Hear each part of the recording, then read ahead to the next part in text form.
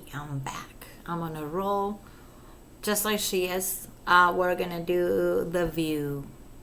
It's actually the most annoying of all of them. I haven't done Good Morning America. I did Drew Barrymore interview with Evan. If that an interview, I guess. Drew Barrymore is like, oh, just a character.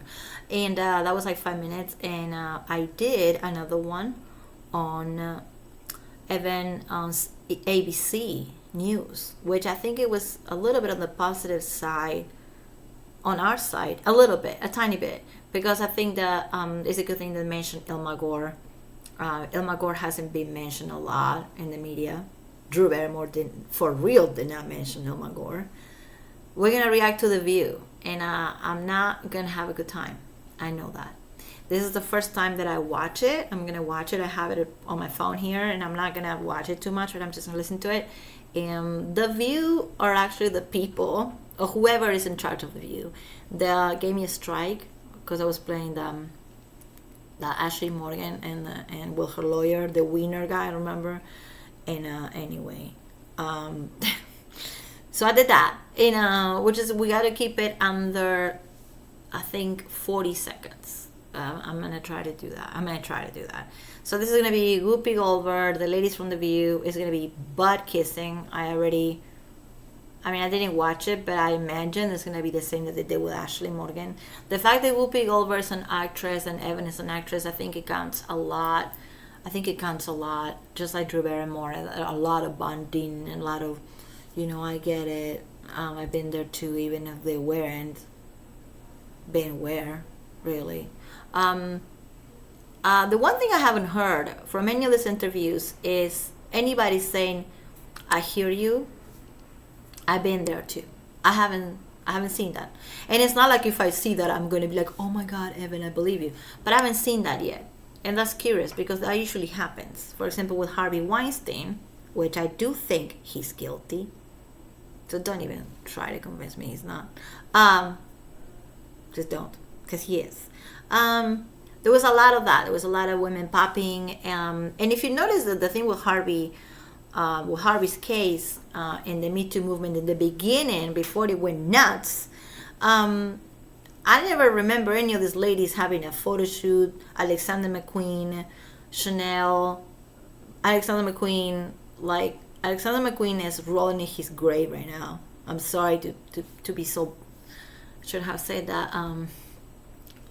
He was my favorite designer back in the 90s. I think he still is. He passed away by suicide, allegedly suicide. I don't know what happened. And Evan was, and The Cut article. The Cut is the same people that give Esme Bianco attention. Remember when she was wearing the blue blazer and all that? They gave Evan this whole centerfold, and she's wearing this Alexander McQueen outfit. It's pretty cool. I don't remember that happening with Rose McGowan and any of those people. So I think that it's more glam right now. Me Too became, it was more low-key before, even if it wasn't low-key. Low-key in the way that they were sitting down. Like, I remember Ashley Judd, Gwyneth Paltrow, who else was it? Rose McGowan, somebody else. Oh, Ashley Argento. There was a few of them just talking, like just sitting and talking about it. Now this became a photo shoot, and this whole, it's so unbelievable and it's so silly. It makes Evan look so damn silly when she's trying to do a fashion show. But I know that we'll... Anyway, The View. Let's go. Ugh, this is going to piss me off. I'm going to try not to be so reactive anymore, and I try to use logic, which is what I've been doing for a year. Somebody said the other day that I'm the logical, positive one. But I'm like, dude, I'm so tired of trying to be logical and being empathetic. And I've been very empathetic or sympathetic with her because I understand having shitty parents. I get that. But besides that, I don't think we have anything in common, Rachel. Anyway, let's do The View. Let's do it. It's gonna hurt. Any bills that will extend the statute of limitations is really important to survivors like us. Oh, what are we doing this again? We need to make sure that this doesn't happen to anybody else. They're doing a recap. They're doing a recap. First time I I haven't been doubted or questioned or shamed. This is the first time that someone was really listening. And I was like, what is this feeling? And it's this feeling of being believed. Please welcome Evan Rachel Wood. I'm not watching it. We're just gonna listen. I didn't watch it. First of all, before we say anything, thank you for coming. Thank you for having me. Thank you for coming. Yes, of course. You first met Marilyn Manson, who's, by the way, his real name is Brian Warner. Brian Hugh Warner. Who doesn't Brian know? Hugh Warner, okay. In 2006, when you were just 18 and he was 37. Okay. You say it started off as a friendship, but then you say that he started grooming you, which we often hear that term Not watching it. amongst abusers. Yes. From the abused, basically. So I'm curious, what drew you to him in the first place, and tell us how the grooming worked. Well, in the first place, I was not drawn to him. He was drawn to me. I see. Oh, He damn. approached me, Did you to actually guide said me that? about work, false promises. Rachel. And that is part of the grooming process. He was grooming me the second he said hello. Because grooming is when you present a false persona to somebody and you tell them lies to No. lure them into a false sense No, of okay, security. I'm gonna watch so that they just to become pause. vulnerable Nope. around you. They start opening No, up. no, They no. start giving up their secrets and vulnerabilities. And so it's your mind. That's not what grooming is. Okay. First of all, biggest weird shit. I never heard her actually saying that until now. She said he was drawn to me. He liked me first. He was married. Okay. And you were just doing the Lolita thing and being, oh, come on. It was such a setup. And anybody with two brain cells know that. We knew that, or I thought. I didn't know. I didn't know for sure. But I thought, my opinion back in 2006 was that already. So now for her to say, oh, I wasn't drawn to him. He was drawn to me. Did you see how fast and how she's having this little manic? Who am I to say? Because I usually talk fast. But she's talking faster than usual. And I'm not even looking at what she's wearing. Because I'm sure it's pretty weird. But good one on the person to say what draws you to him. Good one on that person, whoever that person was. And then, oh, I was drawn. No, I wasn't. He was drawn to me. That was very defensive, Rachel. I'm gonna call her Rachel from now. Oh my god, I'm having so much fun calling her Rachel. I gotta laugh. I gotta laugh through this whole thing. Otherwise, we're gonna get very down. So, is that right? He was drawn to you from the get-go. I don't believe that's the truth. I believe that it was mutual, if anything. Information. You know, it's the epitome of a wolf in sheep's clothing. And once they have the information, once they know that you feel safe, they know that the manipulation can start. So that's part of the grooming process. They start using the information against you. Exactly. And then later on, the information comes back. Yes. Yeah. Now, when you were 19, you agreed to appear in his music video for Let's his go song. to the music It's video. called Heart-Shaped Glasses. And you allege that he gave you a lot of drugs and alcohol. Again, you were only 19. And then had you do things in the video that you never agreed to, including having sex with him on film. You say that he essentially raped you on camera. Essentially. His lawyer now says that's not true. He's saying it was only simulated sex and that you were fully coherent and engaged in the shoot from planning to editing even. Manson says he did not have sex with you on that set. Can you tell us how did this video shoot affect you and how do you respond to both his denial and his Let's get ready for this. Well, we did not have sex on set. I was raped on set. It's a difference. And when you're inebriated like that, you can't consent, especially. Did she? Is it just me? Do you sense that maybe she just doesn't like the view? Who does? There's a sense of reactiveness in the way she answered. I'm not even watching her body language, which I'm sure is pretty ridiculous, but there's a sense of reactiveness. And when I watched on the Drew Barrymore show, she was more comfortable and not talking like, oh, she's talking like she's like on speed. I don't know. I'm not just talking the way somebody talks. It's like I talk fast too, but like I'm not gonna go on TV. If I went on TV, I would be talking this way. I would try to get the point across. Evan is being really reactive. This is interesting. So interesting to react to this one without watching it first. I'm dying to move my head and see what she's wearing. I'm sure it's Alexander McQueen, maybe. But I wasn't drawn to him. He was drawn to me. Okay, I got that. That's an interest. I never heard her saying that with words. I read that before on one of her complaints, and then oh, my phone went down. Gosh, I swear to you guys, I don't want to watch it. I want to just like be completely transparent on the reaction, but I'm not watching. But we're just gonna keep going. And then the lady said, "Well, what did you? Can you respond to what he's saying about you guys being fake or whatever?" I'm just paraphrasing. I know the person didn't use those words. And then she said, "Well, I was essentially raped. Essentially, I still don't know what the fuck that means. I was essentially raped. Well, he didn't have sex with me. He raped me." She said in a tone that if I was her, I wouldn't have used that tone. You know, she's coming across like very reactive, almost rude to these ladies, which I don't even like these ladies from The View. But I think that she's coming out rude.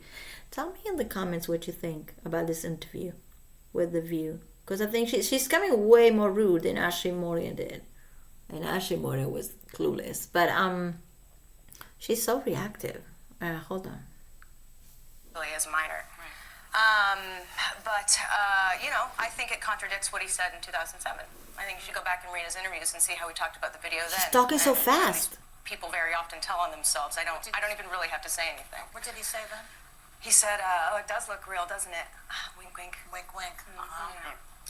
And Evan, you say that this video was just an early instance of the abuse that happened to you, but you said there was much more through the course of the These ladies are relationship. trying not to talk about the music What was video. that other They're not abuse? talking about the music video because they You know would it's have to sit here for bullshit. 6 hours for me to go through everything, honestly. But ultimately, yes, the acts of violence that he committed against me and a number of other victims, men and women, are absolutely horrific. But She's talking so the most fast. insidious thing that he did and that people like him do is they completely fracture your sense of self. Oh. He made me forget who I was. Oh, And it's taken me years to remember, and it's taken me years to get back to myself and to even understand what had happened to me, because I really thought I was the only one. And I didn't find out until much later that not only was I not the only one, but that there was a pattern to his abuse. oh, you found out. You found out. And that means Ilma Gore found out. This isn't just somebody shooting blindly in the dark. This is planned. You know, there's a system that you were put through, that we were all put through. So I think it's important to expose that. You often hear from abuse victims, "I thought I was the only one," and then they Yes, find out very they were often. not. That's a very common. Because sometimes you are. Well, the society. Right, I want to stop it right there. Sometimes you are the only one. So don't think, if you're watching this, you're a woman or a male, don't think that if you got abused, you gotta wait around for a group of people to show up or to be recruited or whatever. Just get help. Don't think you are the only one. This is bullshit. Because this is teaching boys, girls, whatever, to, just keep it to yourself and wait around until, no, don't wait around. Gosh, this is so messed up. That's exactly what she's saying. She's like, I didn't know I was the only one. I thought I was the only one until I saw more people coming out. You didn't see more people coming out. Ilma Gore got the people, and then they came out. And it was not organic. And I can't believe she's lying. Well, yeah, I know. I believe that she's lying. She's not being very likable. I don't know what you guys think. Please let me know if I'm just being completely off and paranoid. She's not being very likable. She doesn't sound likable. She sounds very rude and distant and a bit too fast. Kind of, I understand nerves, I guess, as TV. But you're putting yourself in this situation. You have to be on TV to promote a movie. And this will happen even if it was an action movie. Usually actors do this. They promote. It's like a campaign. This campaign is a fucked up campaign, but it's still a campaign. So you knew it was happening. So the fact that she's not being likable at all. Like if I was in the audience you know, like I think they have a live audience with we have to wear masks, but they have an audience. I would be like, I would be just, she's coming out kind of snobby. I don't know. That's what I think, at least. I think she's coming out. I'm not watching, but I'm gonna play. I think she's coming out snobby. Come on, play. Around this issue is so geared around shame and blame and victim blaming, and that is by design. Just And, slow down, when Evan. we speak about these things, we're still asking victims the question why they didn't leave, and the fact that we're still asking that question, I never asked that. tells me how much work there is. Never to do. asked. I never And asked that. nobody ever asked why the abuser is so upset. If he hated you so much, why are you hitting her? Why don't you just leave? It's just because we're programmed. We're programmed to say these All right. things, to ask these questions, but we need to start asking different questions. And that's why race. First of all, I never asked. I don't think any of us on YouTube ask, why did he leave? Why did he leave? I'm smarter than that. So I don't believe a lot of us said that. So she's just reacting to something. I believe that what we said was on YouTube and on Instagram, I believe that what we said was this notion of like, what, you remember now? You were repressed until now? Why you didn't remember before? I remember me saying that and other people saying that. I don't remember any of us saying, why you didn't leave? That would be, like, I would not say that to somebody that I know in person. Man or woman. Why you didn't leave? I feel like it's such a stupid thing to say. But I will say to you, if I know you, and let's say we're friends and you tell me about this, and you go like, oh, 17 years ago, this happened to me. I'm not going to say, why did you leave? But I probably will say, how come you remember now? I think that's a great question to ask. She is being so reactive. Oh my gosh. This does surprise me. I thought she was just going to come out and more likable, kind of what Ashley Morgan did. I thought that she was going to try to make people feel sorry for her. She's not being likable. She's on the TV show The View. The View is viewed by like so many women. I mean, it's just women. I don't know any guy that watches The View. Like, honestly, I'm not being sexist or stereotypical, but The View, that's the audience. It is just women, my age or a little bit younger, and older. Like I think The View is like between 25 and, because before that you get bored with The View. It's like 25 to like, 65 or 60. And she's not trying to be likable to these women at all. So I want to point at that. I wasn't drawn to him. He was drawn to me.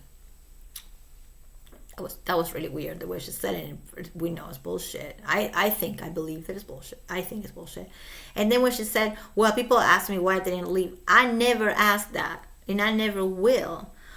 What we've been asking is, how come you remember now? And I think it's a valid question. It's more of a neurological thing. It's more like a psychological thing. I'll ask that to any of my, I don't have siblings, but any of my friends.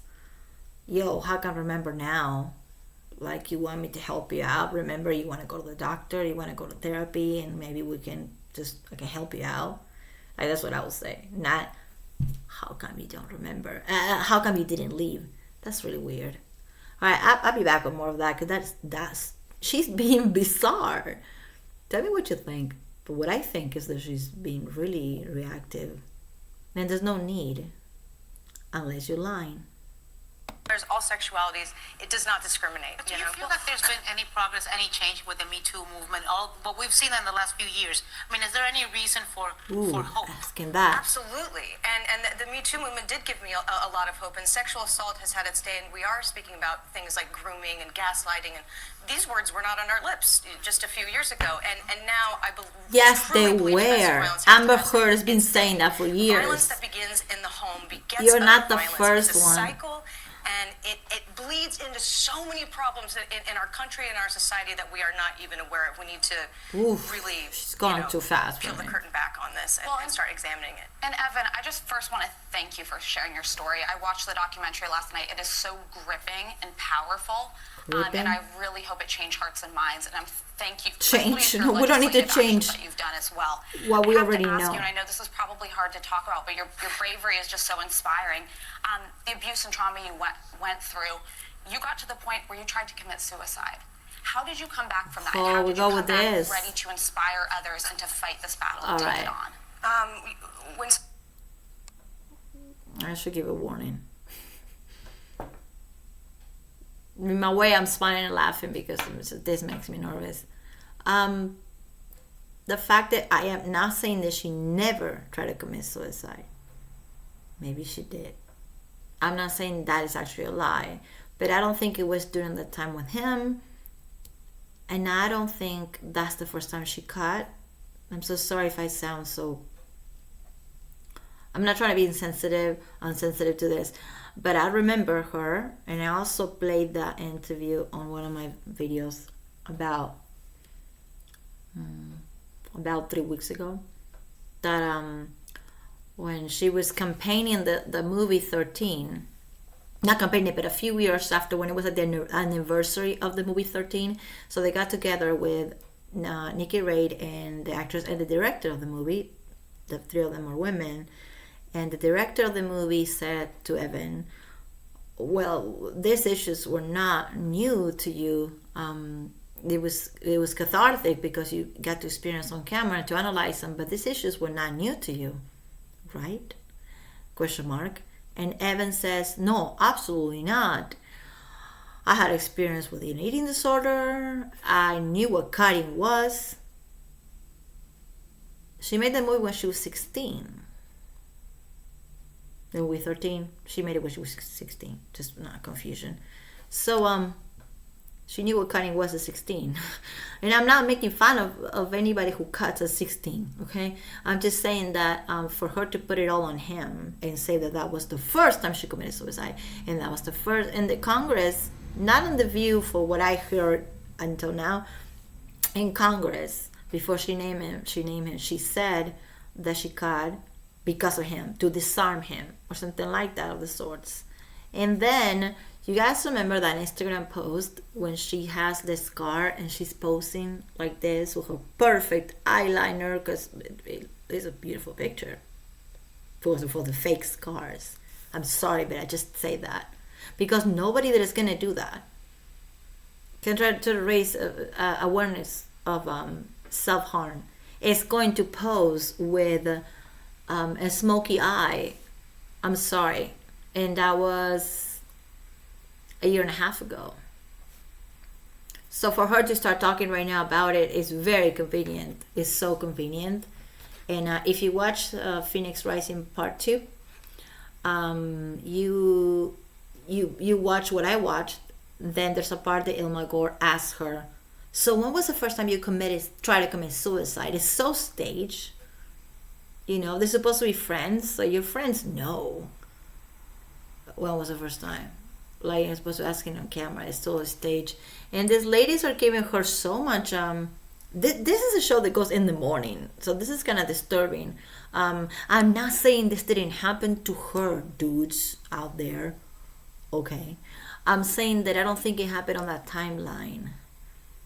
Let's keep going with this. This is not what I thought was gonna happen. I thought it was gonna be more mild.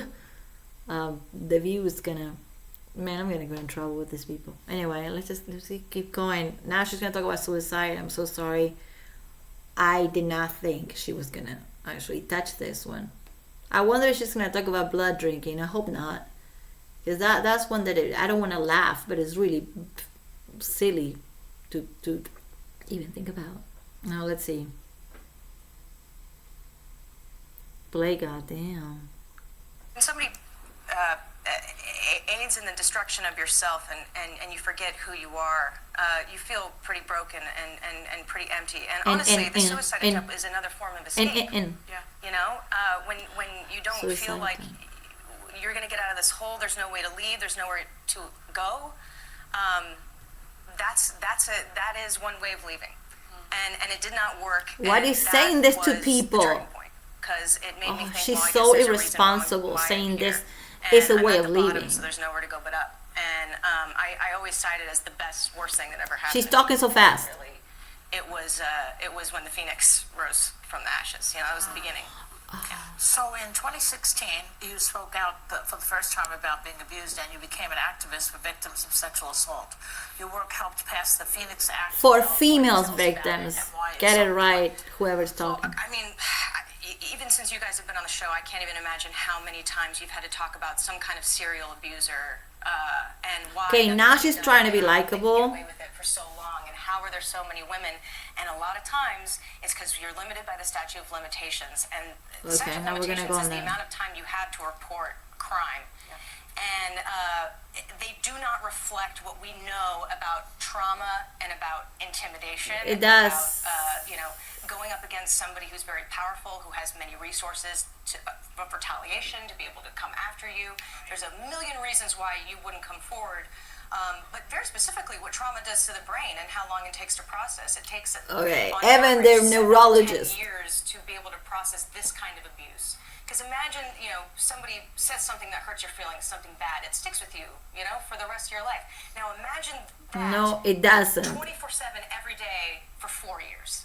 What that does to your brain and to your psyche and your self-esteem, and how long it would take to undo the psychological warfare that has been done, which a lot of victims will tell you is the worst part of the abuse. It's not the physical. It's what they do to your mind, body, and spirit that takes so long to overcome. And right now, when I was trying to get justice in California, the amount of time I had to report was 1 to 3 years. Right. And those first few years, you're doing what everybody tells you to do, which is try to move on and forget it ever happened. You're running. You are running. Not necessarily. And it catches up with you, and you realize I can't run from this anymore. And then you have to start rebuilding yourself. And then, if you're lucky, you rebuild yourself. And then maybe you can think about pursuing justice, And so Like, she's not even letting them talk. The majority of the time, it's too late. And usually, like, oh my God, I can barely keep up with this speedy. She's not letting anybody talk, but that is kind of like what she does, usually. She's trying really fast to touch on every subject. You see what I mean? She's gonna go on the blood drinking, or on something like that. She's going on the suicide. She's going on the physical. She's going on the spirit. She's going on the mental, on the physical, on the grooming, allegedly. She's going on that, and now she's going on the Phoenix Act. She's really trying to sell it. This is a campaign. You know when you see actors doing a campaign for like a Spider-Man movie or whatever. This is a campaign. This is not different than a campaign. It's a political agenda. I don't want to get on that, but you might know what I mean, because I said it before, that it's a political agenda. And I'm not even bringing Amber Heard on this, because I think Amber Heard is not a completely different case, but it is a different animal altogether. I remember Amber doing like 2 interviews, not like 5 in 1 week, because obviously Evan is uber more famous than Amber Heard.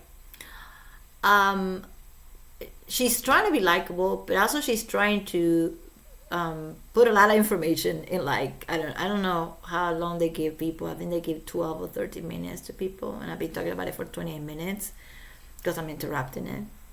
I am really flabbergasted. I did not know it was going to be this ridiculous and this fast. I don't know what did I expect, but I expected that she was going to be a little bit more sweet and likable.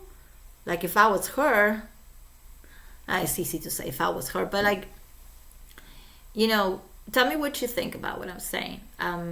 She could have been more likable. She's not even, I don't think she's trying. What for sure she's trying to do is she's trying to campaign. She's trying to touch every subject that she can touch. That's very strange. I think I'm gonna have to do a second part of this. Yeah, we'll do a second part. There's more. My lord. Alright, we're doing a second part. We are doing that because I wanted to get on 30 minutes. I'm doing a second part because I'm very confused. It's especially her attitude is I never heard her saying that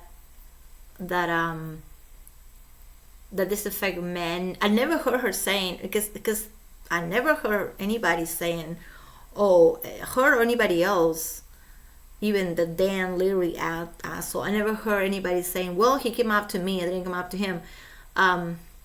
She tried to give that type of thing, that vibe before, but we know what happened.